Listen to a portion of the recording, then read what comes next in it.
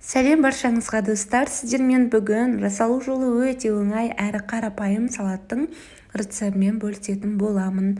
Құрамына көп затты қажет етпей, дәл осы видеодағы заттарды қолдансаңыздар болады. Сонымен қатар достар, менің каналыма тіркеліп, парақшамның дамуына өз үлестеріңізді қоса отырыңыздар.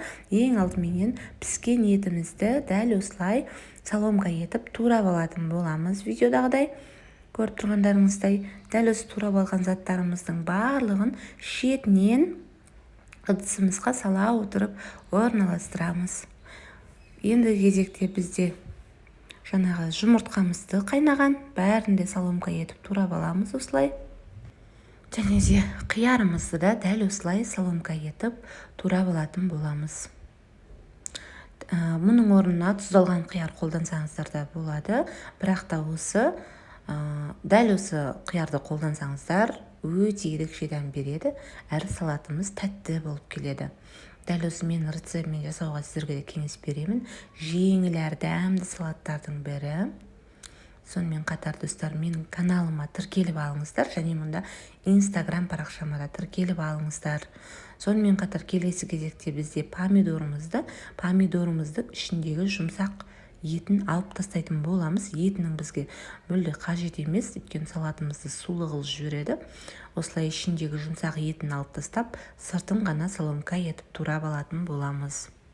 Помидорымызды да дәл осылай ыдысымызға сала отырып, шетінен оның үстіне мен сырдың жартысын ғана қолдандым. Егер сырды ұнатпайтын болсаңыздар, қоспай-ақ қойсаңыздар да болады. Бірақ сырдың өзі ерекше дәм береді біздің салатымызға. Мен жартысын ғана қолданатын боламын. Сырымызды да осы ыдысымызға саламыз.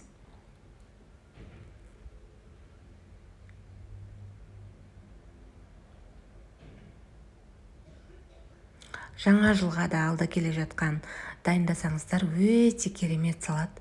Сонымен қатар үстіне мен жүгері салдым. Оның үстіне аздап қана тұз салсаңыздар жеткілікті, көп салып жібермеңіздер. Өйткені бізде майонезіміз тұзды, бұл салат қатты ащы болса болмайды. Мінекей жақсылап майонезімізді салып, салатымызды жақсылап араластыратын боламыз. Осы салатымызды араластырып, яғни дастархандарыңызға ұсына берсеңіздер болады. Шынымен де келген қонақтарыңыздың өзі таң қалып жейтін болады. Салаттың дәмі тіпті ерекше. Жасап көруге сіздерге де кеңес беремін достар. Және де менің осы YouTube каналыма тіркеліп, парақшамның дамуына, яғни қазақша каналдардың дамуына өз үлестеріңізді қоса отырыңыздар достар. Назарларыңызға рахмет. Сіздермен Мөлдірдің асханасы. Алда менен өте керемет дәмді рецепттер күтіңіздер. Қолдап кетуді ұмытпаңыздар.